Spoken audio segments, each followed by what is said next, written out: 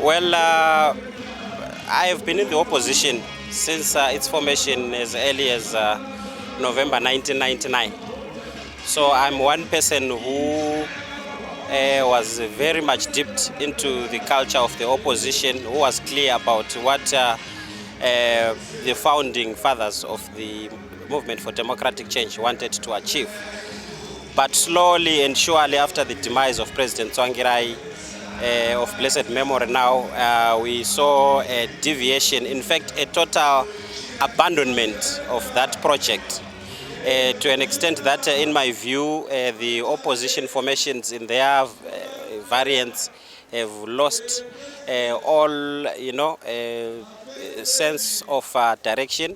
They've actually lost any value in terms of adding to the leadership development of our country. You would want to have a strong opposition that can contribute in one way or the other, even if they don't have the levers of power. But unfortunately, that is no longer the case.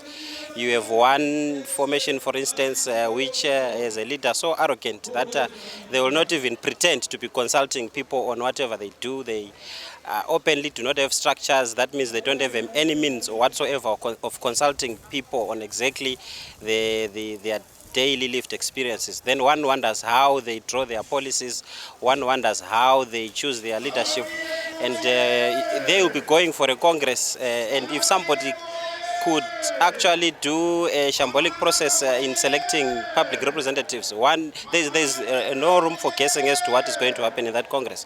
You come to the formation that I was in.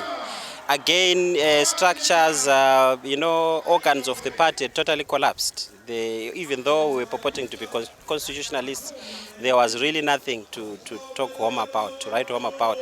You could just see that the leadership is seized with appropriating whatever resources are there in the party, and that it ends there. So when you look across to Zanu PF, even the atmosphere that we are seeing here today, there is an unmistakable passion about the people issues. The address from the time that I have arrived here stays on the agenda of the people issues. It is very clear that Zanu PF is the only party in this country right now which is seized with the people's agenda, which has a genuine passion for the people of this country. Therefore, that is a genuine passion for this country. Secondly, it is the only party that has a very tangible passion again of reforming itself. This Zanu PF that we are seeing now, to us who have been outside it for the longest time, is a very kissable Zanu PF. It is a Zanu PF that has made sure that it develops to the best of whatever it can be. It's still developing. You would have wanted your opposition to have learned from Zanu PF and be doing things in a much better way, but alas, it is Zanu PF which liberated the country, which seems to have taken a lot of notes on its earlier engagements with opposition. We are no longer seeing violence in our electoral processes. You are no longer seeing that arrogance, pronunciations and proclamations that used to scare the hell out of everyone when it comes to election time. It now has a proper human face, and it drives policies, and it communicates thoroughly to the people about those policies. And thirdly, because of that, it is the only party with a passion to transform this country. So from a love for the people to transforming itself and daring to do so, because we have seen a lot of big wigs in Zanu PF lose their positions.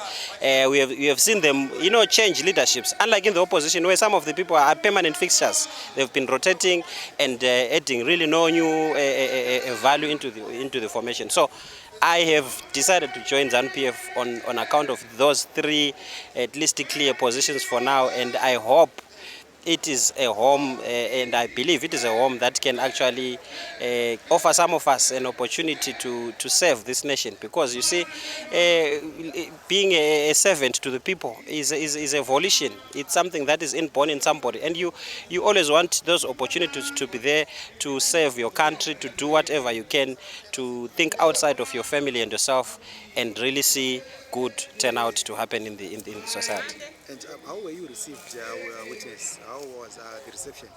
I was humbled by the reception. For a party of its magnitude, and for a party that is so popular at this moment, you would expected the usual arrogance that you are seeing from other opposition formations. But alas, Zanu PF was very welcoming. The warmth is palpable. It is it's something that is going to live with us. It is something that really invites a person to commit and want to do the best they can in the organization. And what expertise, witness are you bringing to the revolutionary party? Well, I cannot necessarily speak of expertise because look, this is about the people of Zimbabwe. It is all a matter of finding where you can join hands and humbly put your efforts there and work with everyone in the formation. Look, Zanu PF is doing a splendid job, and it will be an honor and a privilege for me to find a place where I can actually add my own energy to it, my own contribution to something that is already doing very, very well in my view at the moment.